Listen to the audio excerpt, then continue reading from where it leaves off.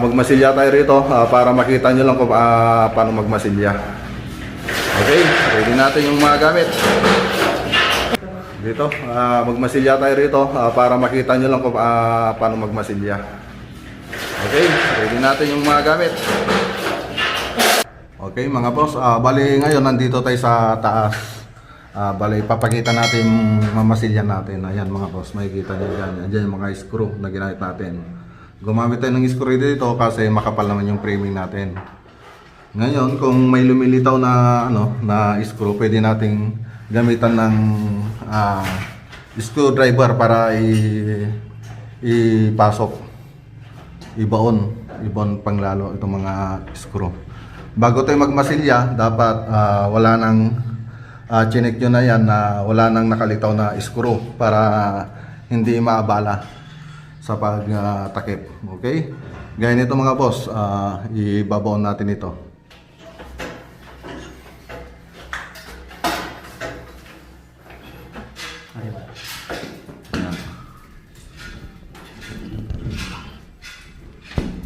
Okay, tama na siya mga boss ito.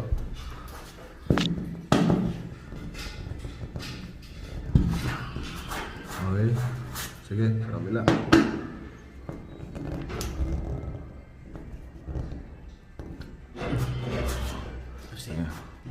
Kulang pa.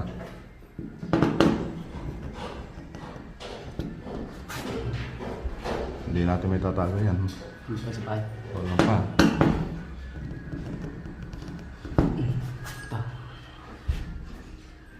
Okay, testing pa lang mga boss. Okay, bali magmamasilya na tayo boss. Bali yung gagamitin nating pangmasilya mga boss, yung hardy patty.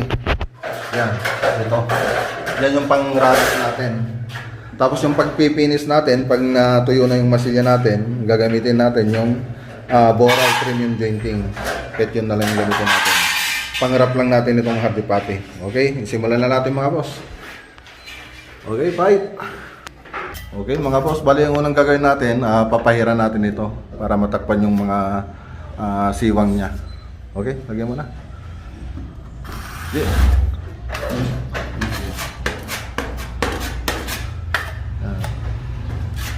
Ayan, para may pasok.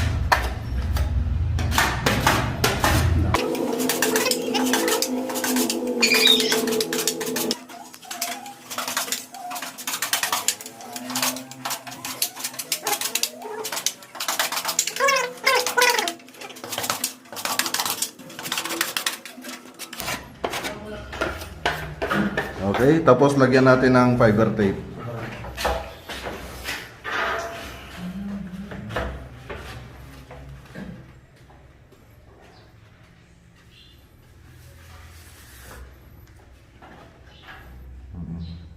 Pwede rin mist tape mga boss, pero mas mahirap kasing gamitin yun.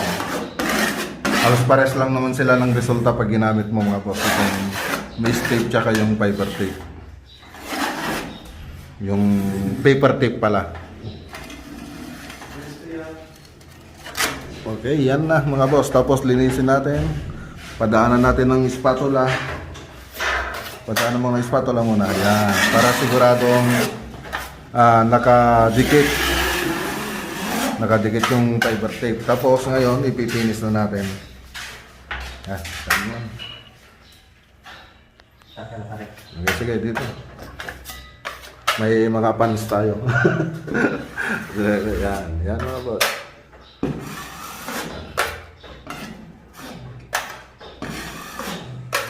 Ilang mga boss. Wala din niya kontrolado. Ayusin mo para magandang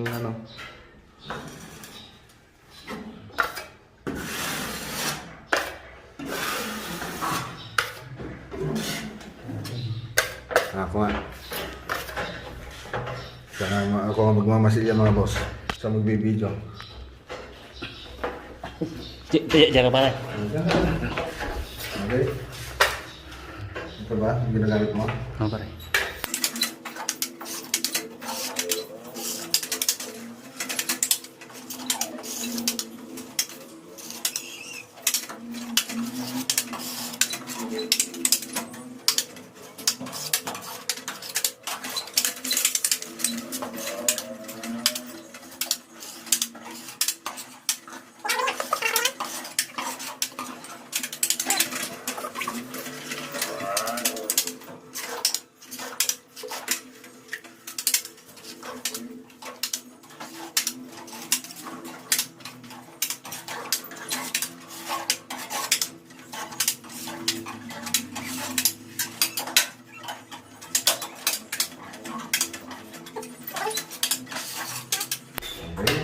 Tapos dito sa mga screw, kunti lang. Yan. Importante, may tago yung screw.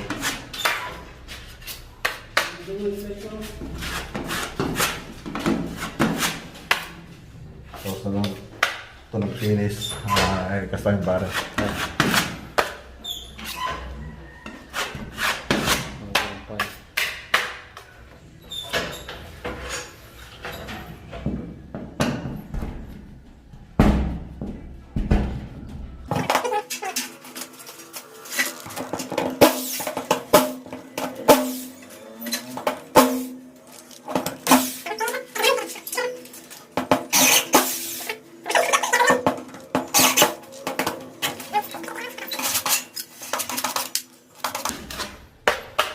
Okay. So, ayan na mga boss. Yan, balikan niya lang yung pagmasid niya mga boss. Tapos pag nag-finish tayo, dapat makinis na. Pati ito. Yan. Pag screw lang naman yung mamasilyan nyo, dapat ganyan lang kanipis. Tapos pag finishing, medyo itago na natin ito para magandang tingnan.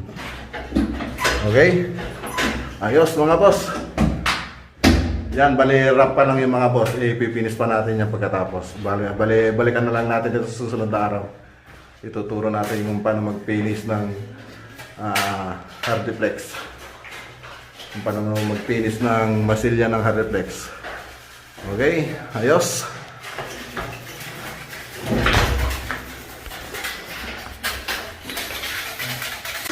So, ayan ang mga boss. Ganun lang magmasilya ng hardiplex. Sa finishing, mas madali na lang kasi hindi mo na kailangan itago yung mga screw kasi naitago na natin. Bali, dodoblehin na lang natin yan pag mag-finish tayo ng masilya. Okay, balikan na lang natin ito mga boss sa susunod na araw para may paliwanag yung ibang gagawin. Okay, dito hinintay na lang namin yung cabinet dito kasi may lalagay dito na cabinet. Tapas siya dito sa may bar. May pinagawa kasi sino yung ma'am dyan na cabinet. Bali, hinihintay na lang namin yon para bago kami magtakip, andito na siya. Yung cabinet na yon para hindi na, para okay yung pagtakip natin. Para fix na fix dito sa may cabinet niya. Okay, para may fix din nung nagkakamit sa taas, yung cabinet na ilalagay niya. Para makapag-abang din sa dito sa taas. Para may dikit namin nila doon sa may slab. Okay? So, balikan na lang natin ito susunod ng araw mga boss. Okay, ayos. Magandang araw mga boss. Bali ngayon, ituturo natin kung paano magmasilya ng hardiplex gamit yung premium jointing. Bali, nakapagmasilya na tayo gamit natin yung hardipati. Ngayon, ang pang-finish natin para mas makinis tignan yung Boral premium jointing. Okay, bali nakapagtimpla. Tingnan natin. So, yan na mga boss. Okay. Bali, ang ginamit namin dito, pang masilya, ito mga boss. Yan. Boral premium jointing. Okay, gawa siya ng Boral, USG Boral. Nakikita nyo. Tapos, ang pag lang yan, unahin mo yung tubig. Maglagay ka ng tubig na konti, tapos maglagay ka ng pulbos. Ganyan dapat ang magiging itsura niya mga boss. Pag medyo malapot, pwedeng lagyan ng tubig ng konti. Bisik-bisikan nyo lang. Kaya kung medyo basa, lagyan ng konting pulbos. Ganun lang ang pagsinta niyo mga boss. Tubig lang yung ihahalo natin. Bali, ito yung pinang-finish natin. Ito yung pinang-wrap natin na pangmasilya ng hardipati. Tapos ipipinish natin ng USG Boral na premium jointing. So, wala na tayong halo dito, kundi tubig na lang mga boss. Okay, so ayan na. Nakapagtimpla na tayo. Ngayon, magmamasilya na tayo. So, nire-ready na ni Paribal yung yung gagawin niya. So, ang ginawa niya, nilinisan niya muna para mawala yung mga bukol-bukol para mas maganda yung finish natin. So, ayan na mga boss.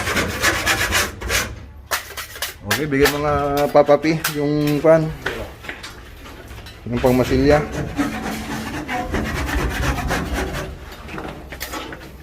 Akyat tayo mga boss. Okay, ganyan lang mga boss.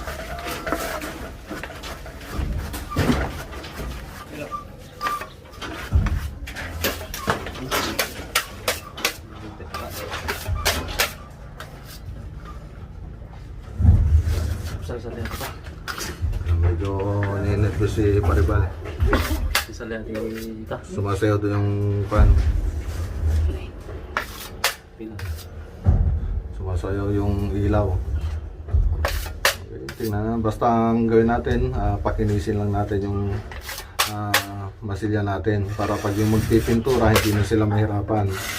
Kasi yung ibang nagkikisame, pag nakontrata sila, gumagawa sila, hindi na nila minamasilyahan, tapos hindi na nila binabaon yung mga screw kaya blind rivet na ginagamit nila. Pag ganun ginawa nila, yung susunod na magtatrabaho, mahirapan na magpintura.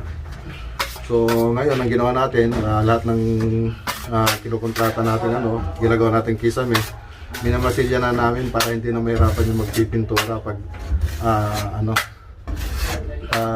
nilayasan namin, pag natapos namin. Okay, so ayan, makikita nyo dyan, malinis na. Malinis na siya, kunting lihan na lang, pwede na siyang pinturahan. So dapat ganyan boss, kahit hindi kayo yung makakuha ng pintura, dapat maayos pa rin yung pagkamasilya ninyo para hindi mahirapan yung susunod na magtrabaho, para hindi tayo murahin pag nagtrabaho sila. Okay, so ganyan lang kadili mga boss. Pakinisin nyo lang yung masilya ninyo para konting liha na lang, hindi na mahirapan yung pipintura. Parang hilamusan nyo lang yung liha, pwede nang pinturahan.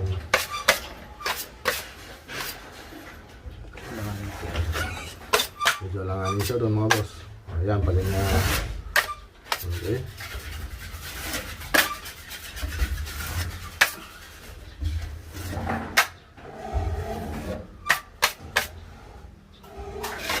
Okay, ito mga boss, bali yung susunod natin yung mga screw, ganun din mga boss. Dapat linisan muna bago natin patungan. Okay, ganyan, bali padaanan lang natin para kuminis. Yun.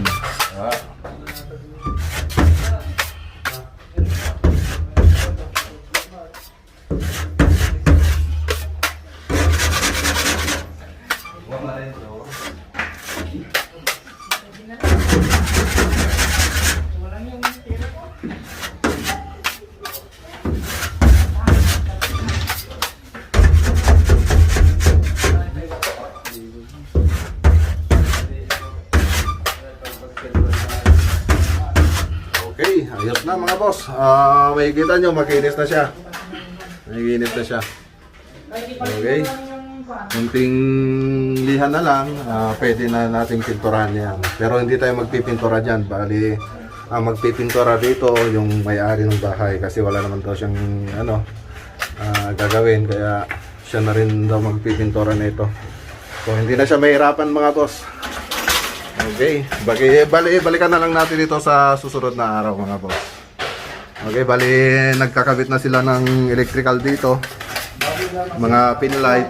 Ayan na mga boss. Baka bukas pwede natin balikan ito para mai-video natin. Para sa kabuuan ng video. Nga pala mga boss, ay ipapakita ko lang kung paano tayo magmasilya ng mga corner. Okay, dapat lahat kasi may masilya para hindi basta-basta magbitak. Okay?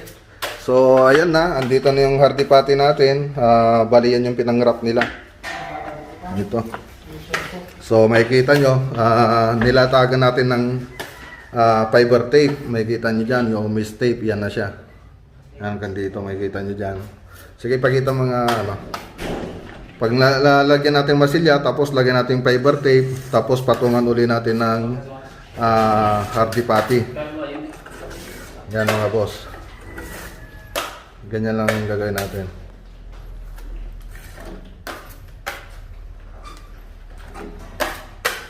Pag sa mga mga siko, mga niya para lahat may fiber tape para pulido lahat mga boss.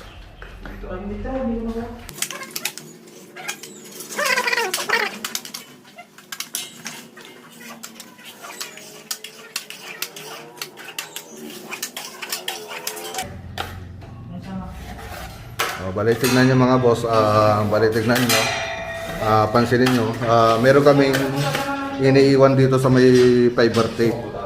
Para pag niliko natin, tinupi natin, madali na siyang kumapit. Bali ilalagyan pa dito ni Tantan. Lagyan mo nga Tantan. Kargahan mo nga para dito may harapan.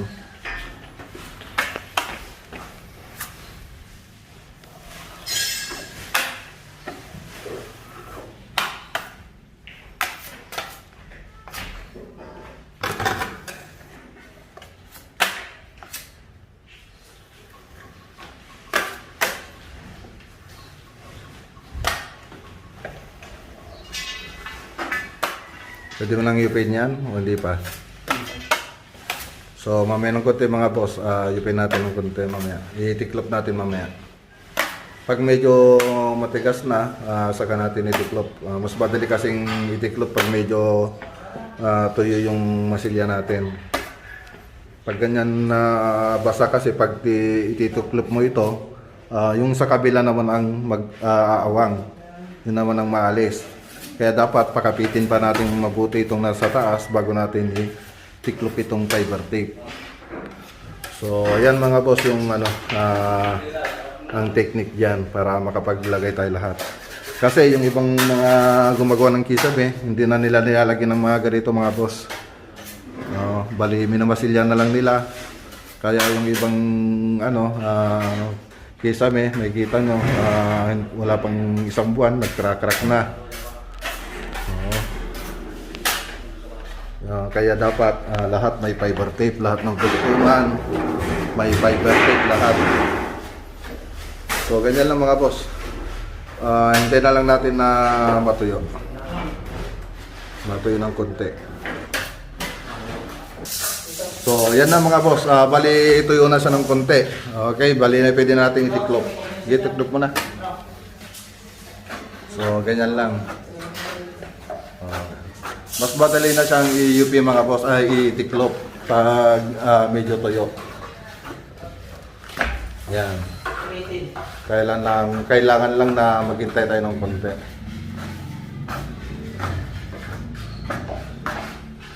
Tapos pagkatapos natin yan, i-masilya natin para medyo puminis na siya para sa yung wrap natin maganda lang tingnan para kunting masilya na lang sa finish para mas makinis. Dapat sarap pa lang makikita nyo na makinis na yung masilya ninyo. Para sa pag nag-finish kayo ng masilya, mas makinis na naman. So, dudoble natin yan. Ako nga. Ikaw ang mag-video. Dito ka sa taas. Dito ka na.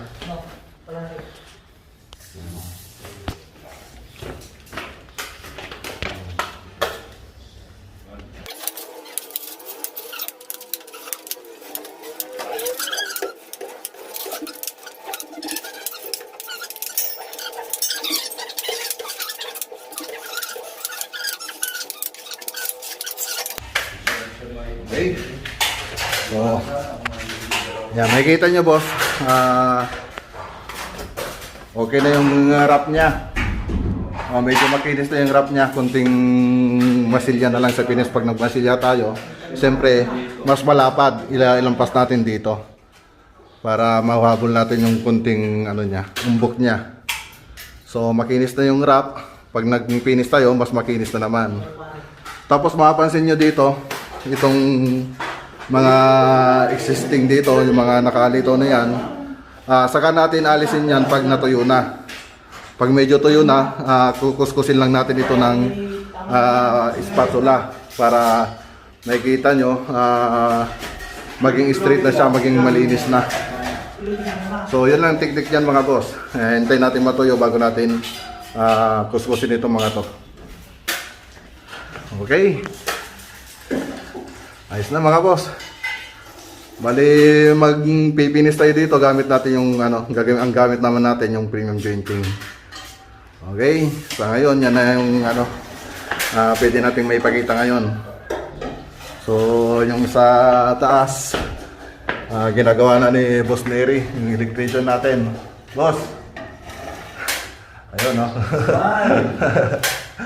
Bali naglalagay na siya ng pin light.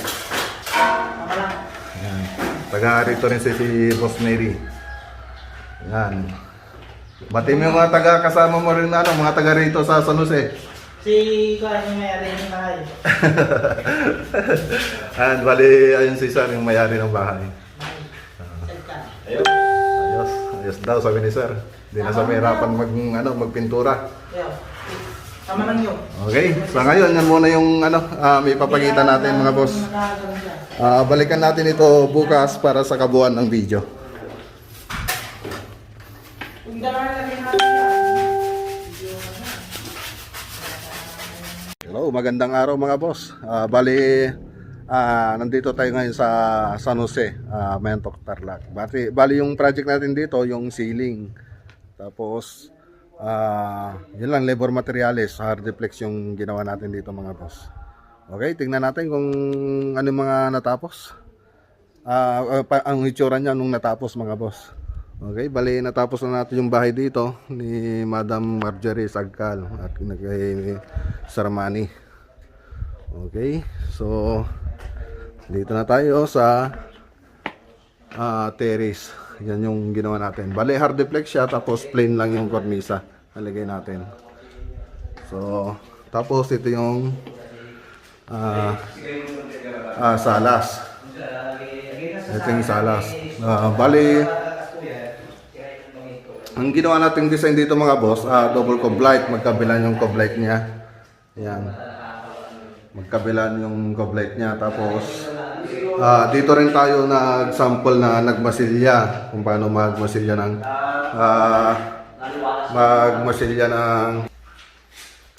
bali dito tayo nag-sample ng pagmasilya ng hardiplex. Okay, bali double cob light, tapos yung kornisa natin dyan, plain lang. Tapos yung wall natin, plain din yung kornisang napili ni Madam. Halos puro simple lang yung gusto niya sa kisame niya. Ayaw niya ng maarte. Karamihan, flat lang. Tapos lalagyan natin ng pin light, yun lang gusto niya.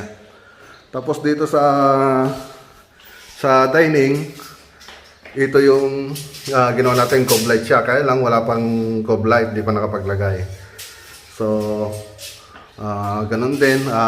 Plain din yung kornisa natin sa taas at baba. Tapos dito sa kusina, plain din. Flat ceiling din. Yan din ang gustong kisame ni Madam. Ayaw niya ng maarte. Lahat po ng nilagay namin dito, yun lang ang gustong ilagay ni Madam. Bali siya po yung nagdesisyon kung anong gusto niyang ilagay dito sa natin sa ceiling. So dito sa kwarto dito sa baba, may tao yata. Ayun, bali ito. Cob light lang dito mga boss. Yan. Simple rin yung kornisang nilagay natin, pati yung ceiling simple rin mga boss. Ayan mga boss, ayan. Bali isang kulay lang yung pinlight nila, bali white lang yung kulay. So ito yung kwarto nila dito sa baba. Bali punta tayo sa taas mga boss. Tingnan natin sa taas. Okay. So, ito yung sa may hagdan mga boss. Yan. Bali, may design dati tayo dyan, kaya lang pinalis ni Madam. Ayaw niya ng ma-design. Gusto niya, simple lang. So, ito na siya mga boss. Bali dito, naglagay dati tayo ng bilog dyan na cob light. Ngayon, ang gusto niya mangyari dito, puro pin light dito.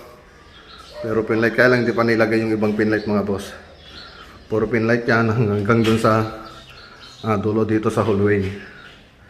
Tapos dito gusto niya may chandelier. Kasi dati yung design natin dito, kung makapansin yung mga boss, cob light dito yung ginawa natin na bilog.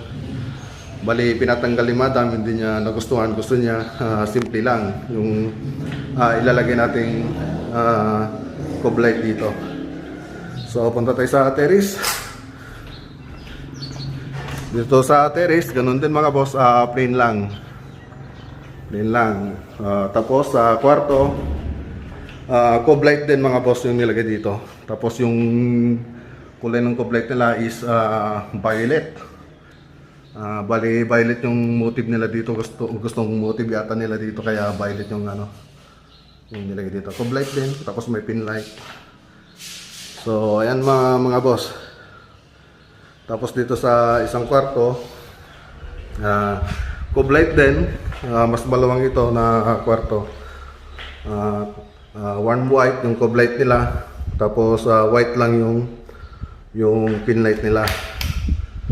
Bali isang kulay, tricolor pala itong ginawa nilang circular light mga boss. Yan. So, yan. Tapos dito sa CR, flat ceiling lang mga boss dito. Tapos dito, flat ceiling din. Tapos simpleng kornisa. So, lahat ng nilagay natin dito, yan yung gustong ilagay ni Madam. Lahat ng design, lahat ng kisame, reflex, yan yung gustong ilagay ni Madam dito sa bahay niya. So kami lang yung gumawa, pero yung mga ilalagay dito halos siyang namili. So sa ngayon papaliwanag ko lang kunting recap lang dun sa sinabi ko sa Hardiplex, yung pagkakaiba ng Hardiplex saka gypsum board. Sa Hardiplex, yung sinasabi ko sa inyo, magmamasilya tayo diyan, kaya lang pag tumatagal nagbibitak. Yan ang na-experience namin sa Hardiplex. Pero itong ginawa namin, hindi naman siya basta-basta magbibitak. Okay naman, kasi pulido naman itong mga gawa namin. Hindi na siya basta-basta magbibitak. Pero sa katagalan ng taon, magbibitak pa rin siya. Kung ikukumpara ko sa gypsum board, hindi siya basta-basta magbibitak. Pag ikumpara ko sa gypsum board na ceiling. Tapos, sa tulo, pag may tumulo dyan sa taas, sa gypsum board, madali lang tayo mag-repair kasi makikita natin yung tulo dito sa kisame natin. Sa Hardiplex, hindi natin makikita. Ang problema dyan, siyempre, waterproof itong Hardiplex natin. Ang problema dyan, pag tumulo, kakalat yung tubig dun sa frame natin. Siyempre, pag tumagal, kakalawangin yun. Magre-repair pa rin tayo sa Hardiplex, kaya lang mas malaki na. Pero matagal pa naman bago kalawangin yan mga boss. Sa gypsum board, makikita nyo sa ibang video ko kung paano mag-repair ng gypsum board. Madali lang. Yun ang pagkakaiba nila. Tapos sa Hardiplex, napapansin ko, pag pupunta tayo sa mall, nakikita ko ng Hardiplex dun sa may entrance, sa labas ng mall, nakikita mo yan naka-install. Yung gypsum board, nakikita natin yan sa loob ng mall. Kagaya ng SM, nasa loob po siya ng mall. Lahat ng kisame ng mall, gypsum board yung nakalagay. Halos lahat ng mga building na malalaki, gypsum board yung gamit nila sa loob. Ewan ko lang kung bakit nasa loob yung gamit nilang bakit gypsum board yung gamit nila sa SM. Halos lahat ng malalaking building, gypsum board yung gamit nila. Itong Hardiplex, nakikita ko ito sa labas na ginagamit. Okay, yun ang pagkakaiba niya. Mas mahal itong Hardiplex kung ikukumpara mo sa gypsum board. Tapos itong Hardiplex mas mahirap na ikabit, i-install kung ikukumpara mo sa gypsum board. Maraming proseso ito sa pag-install itong Hardiplex. Sa pagtakip din, mas maraming materials ka rin na magagamit dito sa Hardiplex kung ikukumpara mo sa gypsum board. Bali, ipinakita ko yan sa ibang video. Kasi dun sa Hardiplex, maglalagay pa tayo ng blocking dito sa mga dugtungan niya. Sa gypsum board, hindi na kailangan. Tapos 40.6 yung space nito. Sa gypsum board, pwede kang mag-space ng 2 feet. Oo, basta 12mm yung gamit mong board.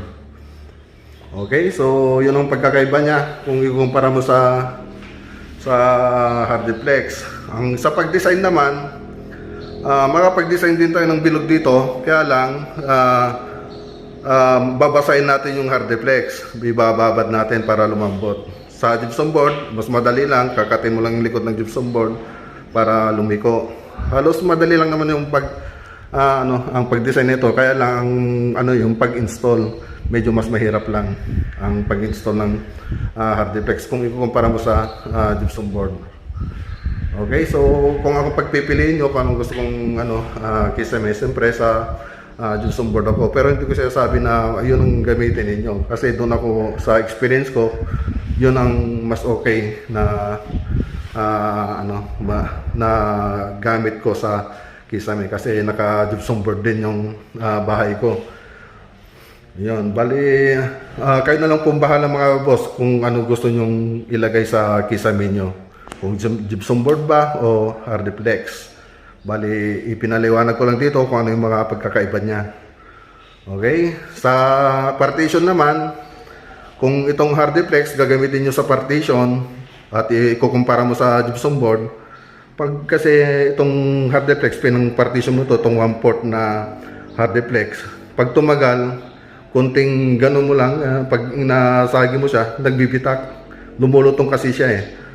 Lumulutong siya. Pag gano'n mo mang tagal, nagbibitak siya. Ikumpara mo sa gypsum board, kahit tumagal, iganyan mo siya,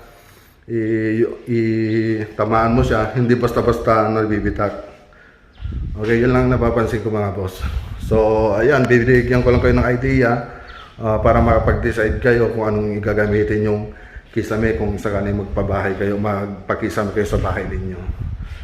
So ano pa bang hindi ko pa nasabi. Bali yung mga nag-skip ng video na to, tingnan nyo na lang yung ibang technique kung paano namin ginawa itong Hardiplex, kung paano namin ikinabit. Bali nagbigay ako ng technique diyan kung paano magmasilya, magkabit, mag-rivet, gumamit ng screw. Bali pinaliwanag ko yan dito sa video na to.